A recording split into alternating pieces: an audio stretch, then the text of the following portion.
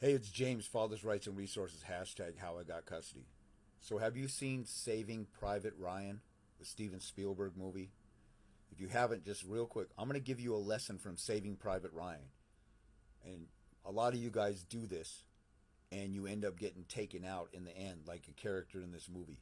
This is a great lesson for people. Now, I wanted to do this on my camcorder and make it a big full screen for YouTube. I don't got time for all that. I'm just going to try and do the quickie version of it because the point needs to get across. So, for those of you who don't know, Saving Private Ryan was a military movie about World War II, Nazi Germany. Tom Hanks and his crew are sent to Germany on a mission to rescue Matt Damon.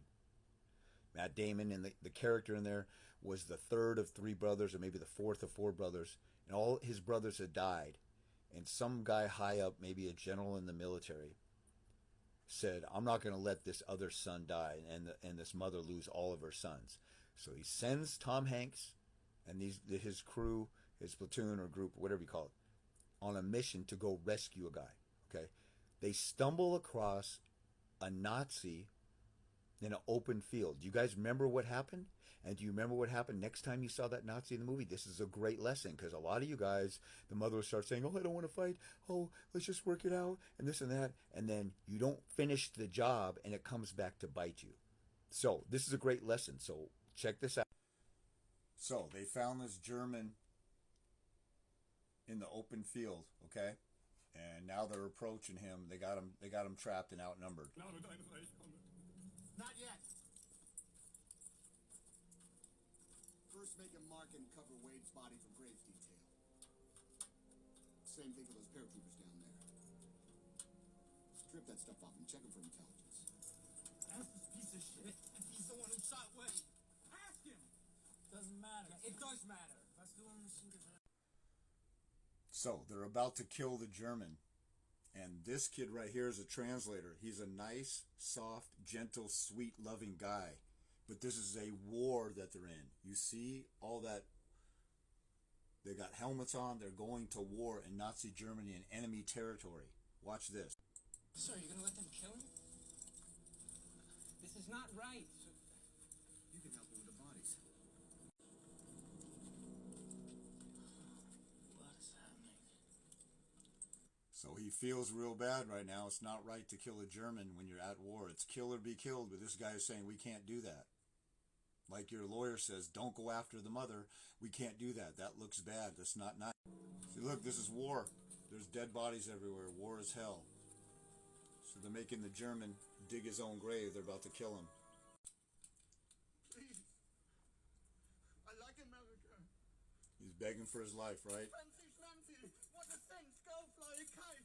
Get back your tongue. Coat of beans. Betty Boo. What a dish. Betty Gravel. Nice scams.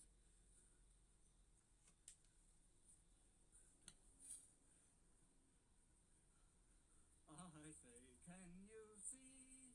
I say, can you see? So they blindfold him and they let him take off. Tom Hanks' character gets convinced. Tell him to march 1,000 paces in that direction. If he can take off the blindfold, we'll be gone. If he turns himself into the first Allied patrol he comes across. You gotta be kidding me. We'll let him go? He's a POW, Ryman. Can't take him with us. Our guys will pick him up sooner or later. So Tom Hanks' character gets convinced by that young kid. Oh, this is wrong. We can't do this. So he lets him go and trusts that the Americans are going to pick him up. I can't take him out. You know, he's a POW. He's crying. He's human. You feel compassion for this person. Do you remember when you next see this guy in the movie? Check this. So now we're in the middle of battle and there's a whole bunch of people fighting back and forth. And here's the little crybaby kid who says, we got to let him go. We can't do this. This is not very nice. And he's walking in and there's that German that they let go. And what is he doing?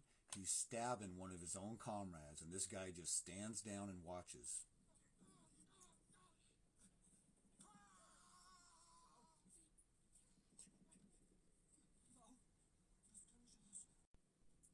So the guy just got done stabbing his comrade, and he's sitting there got all these bullets in this gun. I guess the German is like having compassion on him and doesn't kill him. He just walks out. But he just got done killing one of his comrades.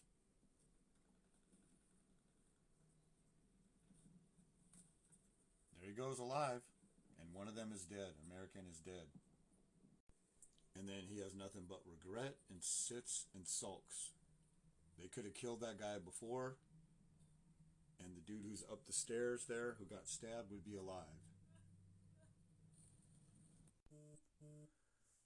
So what is the lesson in all of this? The lesson is from Saving Private Ryan.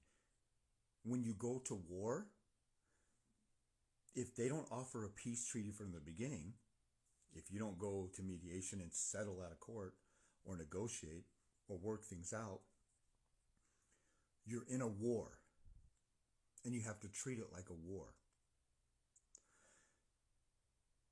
You know, this woman you're dealing with, or if you're a woman dealing with a guy, they've already betrayed you. They already took you to court. They're not working stuff out. My baby's mom said when we first went to court, oh, we need a mediator. We need some, me and him can't work it out. She could have worked it out, but she wanted to go to court and wanted to go to war.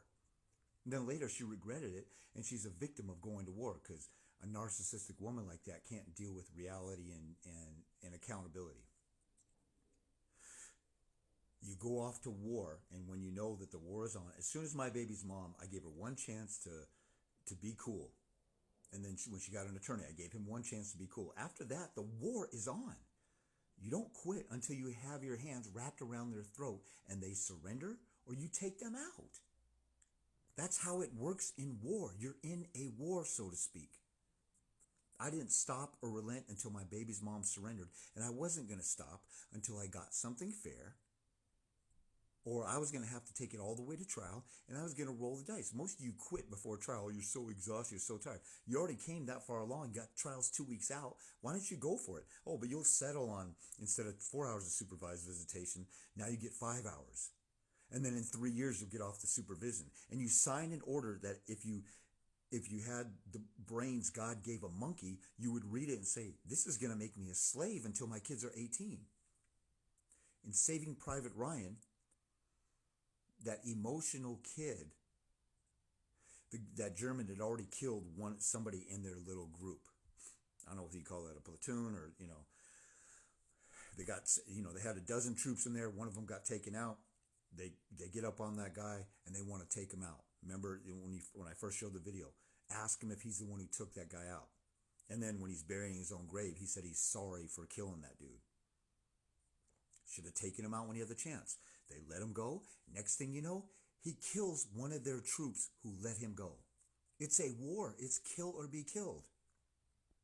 I don't understand how you guys don't have this mentality. You have this, let's hurry up and get it over with. Let's just try and do this easy. And then you take the easy way out, just like anybody else. Like anybody of any story that, that sells out for some easy route or some money or a pot of beans or whatever. You sell out instead of, sacrificing right now, it's delayed gratification. You go ahead and fight right now and put the effort forward. It's delayed gratification when you're losing weight. You don't eat the things that you love because you're going to eat right for a while, get yourself down to a certain weight, and then you can, eat better, but mix it with the things that you love. It's delayed gratification. I'm going to set aside, in this court case, I'm going to go to war, and I'm fighting for my kids until I get the best deal possible, and I won't stop until I do. And then if you got a 1-year-old, then you got 17 years to deal with a better than average order or decent order. Whereas if you would have just sold yourself out, she gets to torment you and torture you and control you, and she has sole decision making. Or you settle on this, or you settle on that. You don't have first right of refusal and all these other stuff. And it's harder to go back to fix it later. A lot of guys say, well, I'll just settle and I'll go back and modify later. That's a punk ass cop out. They let this guy go. Later on, he came back and now the soft little kid ended up shooting that German in the end, but it was too late. He already had a partner that was missing. Don't be that person who lets somebody go and gets caught up in your emotions and feels bad for her because she's ready to come back and kill, just like in the movie. This is a war. Treat it like a war. Grow some balls.